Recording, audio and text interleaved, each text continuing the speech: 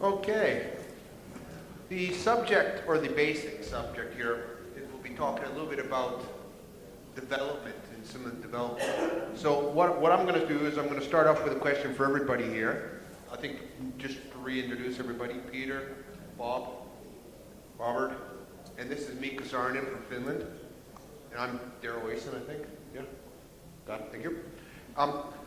Just for everybody to just think that what you see as the biggest difference between the bigger countries, which these are three of the bigger countries in the world with hockey, and the smaller countries are in their development. And I'll start with Mika. Oh yeah, Peter already talked about that a little bit, that the small countries, the challenge is the numbers. You can't select the best players. But also some countries and some programs has taken advantage of that and really concentrating on development and keeping everybody involved. And I think Sweden has the best example of that. They have created a lot of really talented hockey players by the numbers they have. And I would say that that's the opportunity you should try to see, that even we don't have so many players, we can still have a great program and produce a lot of players. Well, I think the biggest difference, I know I've coached and played in a big market and done the same in a smaller market. And the biggest difference, I think, is just the participation level. It was a little harder to, and we had this conversation a little earlier, a little harder to get the players in the smaller country I was working in to understand what it takes to raise their level up. That was the difference there. We had to go down to the grassroots level and really work to do that. Whereas in the bigger market, they understood already. They knew that if they didn't maybe show up for a practice or a game, there was about 10 other players to step in there. So that was our biggest challenge, was to get the players to understand that every practice, every game was important, and move on from there. I think it was already said that the difference is you have to create a competition. You have to take care about not only about the hockey, but in the small countries, I think more also target on the character of the players. Because in one example I use, I watched 2008 Under 20 World Championship, and by seeing Team Canada and Team USA, you know, in the faces before the game, the guys, they were mans. They were tough when they get out of the locker room. And the other teams like Czechs and Slovaks, comparing them, they were kids. And I think that's because of the competition, you know. Under 20 Canadians, they have 90 guys or 100 guys creating two teams, two different coaches, two different realization teams. They are taking care of different hotels. So they try to create enemies actually from them, and then they get the final team. If we working with the players and we have to prepare them for the top competition, we have to take care about the character more than the natural competition in the big countries. Yeah, I think that the smaller countries, I've always been really impressed with Sweden, Finland, Czech Republic, and Slovakia, the small countries, how many players they produced. The small countries, they really intensively worked on ice, off ice, theory, everything with their players. Very impressive, because in Canada we got thousands of players. And if one leaves, another one just comes along. And the United States right now is the same. So it's almost impossible to compare the two different situations. It's like German football and football in Switzerland. Switzerland has good ice hockey, but their football is not that good. Every German pretty much kicks a ball. So there's a huge difference. It's very difficult to compare them. But what's important to remember is when you're in a small country with a small base, I think it's really important to look at the countries like Finland, Sweden, Czech, Slovakia, because it's kind of a similar situation to what it is here in Hungary, and not to maybe model after those big countries because it's just too different, and to model after the smaller countries which are similar with fewer players. I think you can pick up really good information if you go in that direction. Thanks, Paul. That's very good. Obviously I agree with everything that's said here. But what you have to understand is that you can't take a system that has 70,000 coaches and bring it to a country and do the same thing that has 70 coaches. You have to adapt it to what your situation is. Learn from the bigger nations, learn from the nations that are doing it, maybe use an example that's close to what yours is, and then use it and work from there. Okay, so are there any questions? Does anybody have any questions? Don't everybody put their hands up at once? Oh, so here's one here. Well, you guys have all been involved with the smaller countries. One thing, coming from Canada to Europe myself, is I've noticed the style of play. Often, a lot of the countries is not as wide open as what I think North America we think it is. Especially the Czechs, which I've had a lot of experience being involved with. How much do you feel the style of play is also hindering some of the development of the players? Because there does seem to be a lot of trap hockey, a lot of sit back, 3-4 guys back. In Sweden, in Finland, in Czech, I've seen it all over. And it seems to be, we talk about developing skill, we talk about developing the players, but then the systems don't seem to exasperate what we're trying to teach.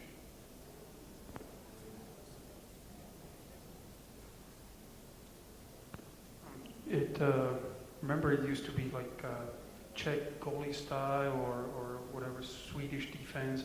I think there are no boards anymore. It's everybody in the world, they try to learn from each other, pick up good systems, good points, and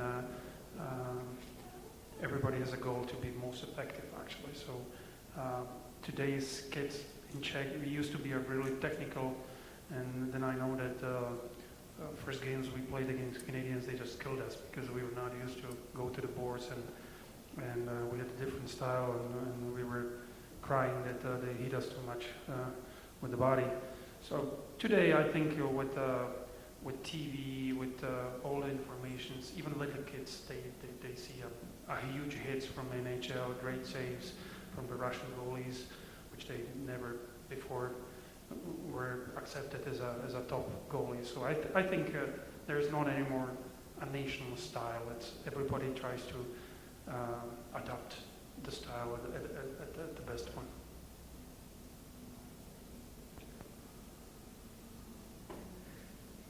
Yeah, in the professional hockey, you do whatever to win, but the thing is that you shouldn't apply that for the development phases, and that's I think it's a big problem that they try to evaluate or doing the same thing that the professionals are doing in the kids, and that's killing the development for the individuals. And at least in Finland, we really try to find a way that we enjoy more about the effort on the players in the small kids than really the result, because that will bring the challenge and possibilities to the players to excel and fully find their potential, what they're capable of. Everybody can hit the puck out of the zone, even I, but to carry the puck, which is crucial in a hockey game, I have seen a lot of 8-10 years old kids that coaches are yelling and screaming that, dump the puck out, when the kids should take the puck and try to carry it out. Otherwise, he never learned that. So I think it's still a problem in a development phase, but we are going in a better direction right now. Well, it's kind of like you never want to plan the fun of hockey. I mean, that's the basic ingredient. And when the development side is what's fun for the kids to do, and that's how you'll get them out there. And it's not fun to say, okay, this is what you do when the other team's coming at you. You go here, here, and here, and do that. You've got to work on the fun factor, the development factor, the skill factor. Make it fun every day for the kids, and then whatever happens as they grow up happens. And it's one of those things. If they see it, I don't think, from my perspective, I don't think the kids will, if they see it, a trap in hockey or something like that, they'll go where the fun is. You know, if you keep it there, they'll show up. All right, thank you. Is there any other questions? Just wait.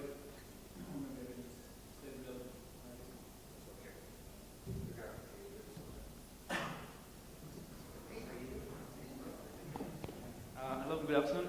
I would like to ask all of you, what do you understand under fun in ice hockey? Because every symposium we go, people are speaking about fun. Now, where's the line between fun and discipline in the training? Because what I know the problems in Middle Europe, in Slovakia, in Czech Republic, also Austria and so on, the players misunderstand fun with lack of discipline in training completely. So what do you understand under fun, and where is the line between the two things? Thank you very much. It's a great question, that is. I like that. Okay, so who wants to take this one first? Yeah, I guess Bob's got this one here. That's a good question, thanks. And I talked about fun today in my speech, so that's why I started. I think there is you definitely, if you refer to discipline, I mean, there's definitely a point on the ice you have to have discipline, and it doesn't mean, when I say fun, I don't think it's always like ha ha he. I think it's a challenge. I think it's putting the players in a situation where they're learning, but for me, it's not all about laughing, having fun. It's really enjoying the challenge of what you're trying to teach and what they're trying to learn. So for me, it's very clear, because that doesn't mean going to the rink and just, in English, horsing around, just doing whatever the hell they want. That's not it at all. So for me, it's very clear. Fun and enjoyment, enjoying the challenge doesn't mean after a loss they can be sad about that. They can be pissed off a little bit. But the difference is you're still expecting, you're still challenging them, you're still asking them. For me, it's very clear. I have fun doing this. I have fun doing this. But you know, you've got to get ready for it. Right? So you got to discipline yourself to get ready for a day like today. I think it's an expression, not fun, but hard work can be fun. And we have to teach the kids, work hard and enjoy it. And you know, what's happened sometimes in the small classes, the coaches are preferring the results too much. So it means that you have a couple of good kids, you're using them, you win the game, but it doesn't mean that 20 kids, they have fun. Some, maybe they play, they have a fun, but the other ones, they just come home, they are disappointed because they didn't play. Sometimes in Czech Republic or Slovakia, we had, you know, if you play the small kids, you have the armbands or the colors, jerseys. And some small clubs, they cheat. They leave bad kids at home, and they come with the good kids, change them in 3 lines, they win the game. But they just kill 15 other kids for make a preparation for those ones they play. Maybe in 5 years they don't play any more hockey, those ones. And fun should be that you work hard.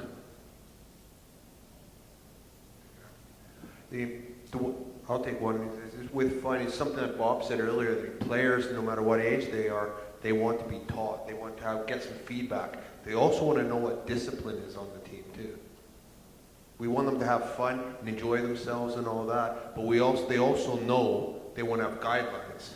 Don't know if you've ever seen any of the experiments where they have children who just stay in a house by themselves and they can do whatever they want, no parents. After 3 or 4 plays, they're actually destroying the place. So all of a sudden, 1 or 2 of them say, hold on a second, this isn't right.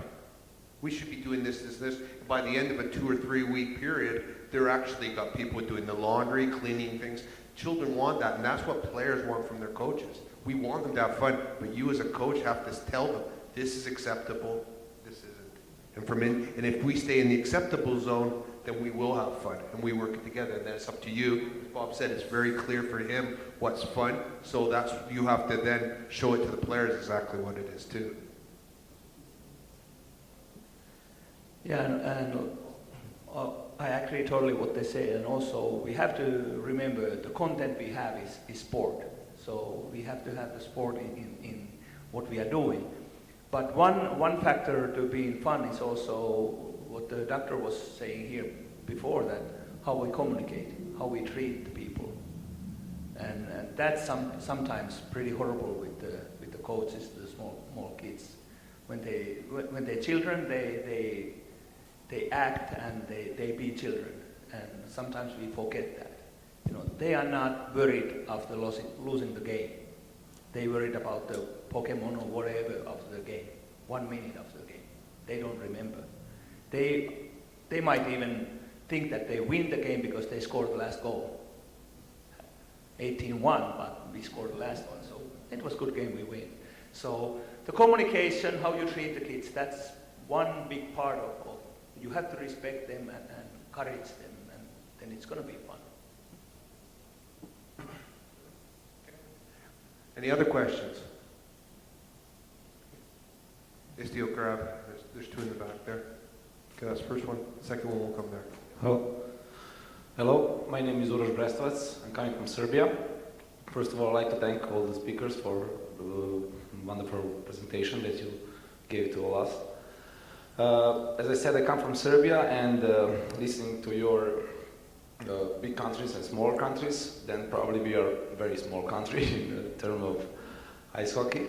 But from all the things we heard here, let's say the problems is coming from Canada and the big countries, small countries, and even in Serbia we have the same problems in teaching, with parents and other things. I would like to hear your opinion about non-elite or amateur hockey, and how to approach and maybe explain to the parents and to the kids that the hockey is not only about playing in NHL or in best leagues in the world, but it's also about live healthy, take out from the street, from the drugs, from all the bad things, and maybe even have a chance to through sport to make some scholarship in universities in Canada. These things that also it's not only about that you will make professional contracts and make millions out of hockey, but also this aspect of hockey. Okay, thank you. Thank you very Robert's going to take this one to start with. Thanks. That's a great question.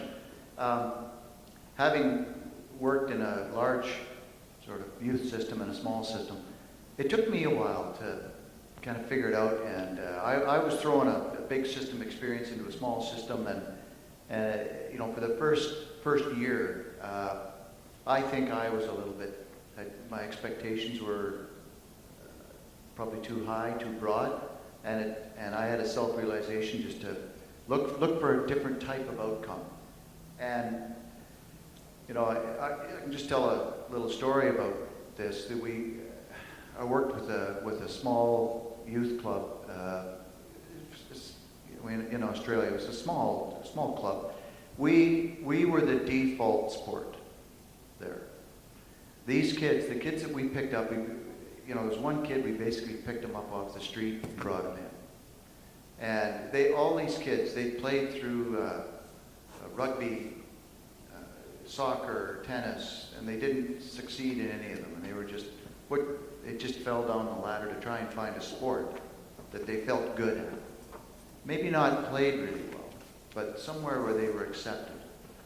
We brought everybody in. And what I found was, after a year or two of that, was that I just changed my expectations, moved it over here, was to develop a good, solid citizen out of it. If sport can do that for these kids, that's what my goal was.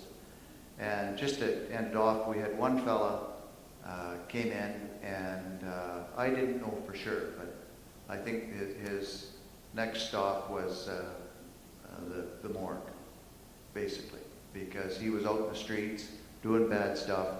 We got him in there, built his self-esteem up a little bit, and he was about 14, 15 years old.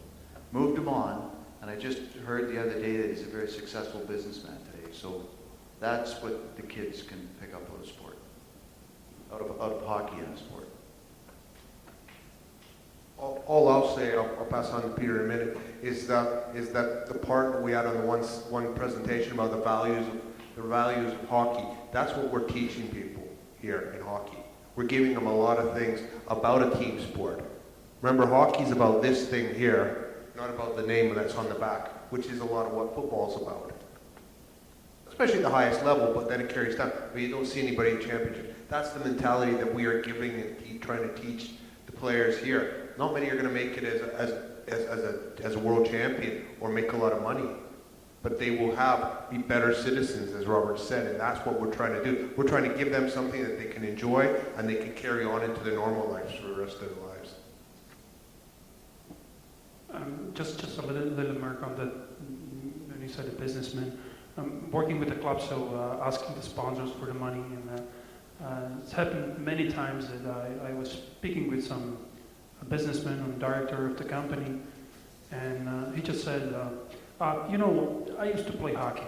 It was a great time. I wasn't good enough. I quit with 15, 16, but it was the best days of my life. It's created my character. And what is great is that his relationship to the sports and to the hockey, it stays, it continues. So any kid he can play, which can play hockey, even if it's not successful, he can have a relationship to the sport, and he can help the development of the whole sport. Maybe a big sponsor in 20 years.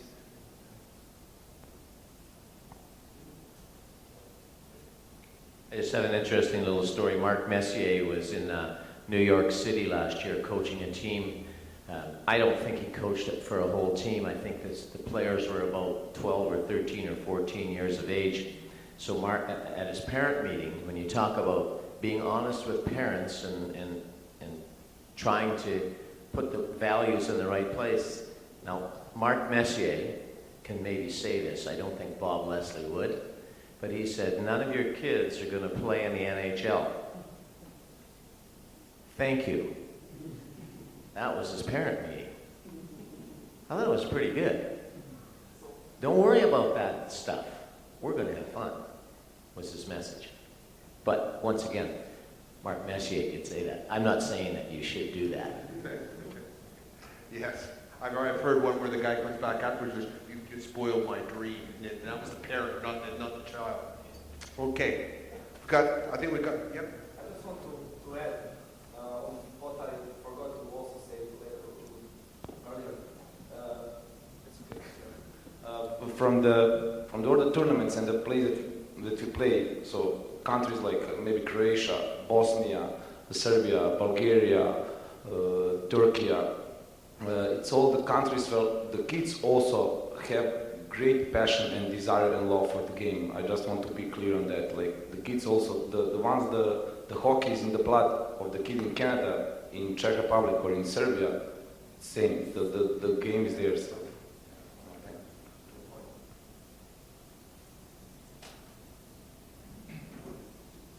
Okay, I would like to ask that we have different kids in our teams with different social backgrounds, and it's a problem to bring them together so they respect each other, because it's often that a poor guy, so with a poor family with a background, so lower, so sad social background, but he's gifted.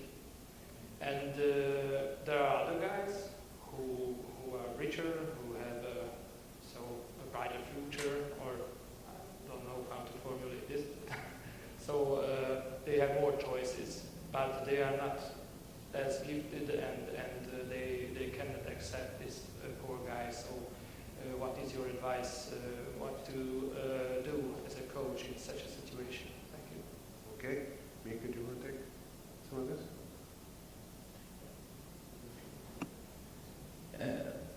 Last night we talked about Daryl about in Finland at least we have now the situation that parents are kind of buying the services from the club, and we try to change that. that club itself or team itself is the value. And you have a privilege to join our community and be part of us.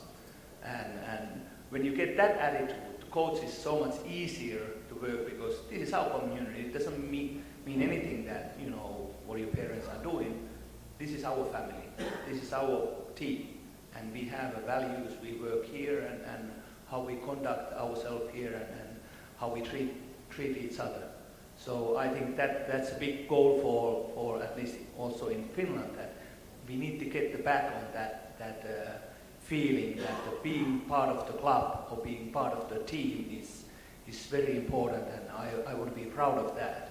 That's why we have that big logo in our church, that we belong something, and human beings they want to belong something. So let's try to make that a big value for everyone.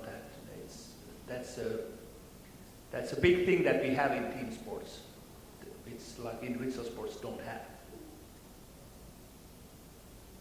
Yeah, just quickly, I think it's great. That's the beauty of team sports, is that they do belong. You're leading them along the way, and once they're in the door, you know, you treat the children all the same, whether it doesn't matter what social background they come from, what basically in North America, what color their skin is. They're all treated the same, and they move along. And again, it's just a factor of whatever you can do in there. It's like practicing what your weakness is, but if you can raise the self-esteem, I keep coming back to this, of a child that's in a lower development area, well, your job's done. And you keep moving forward, bring them along, part of the club, and they'll feel good.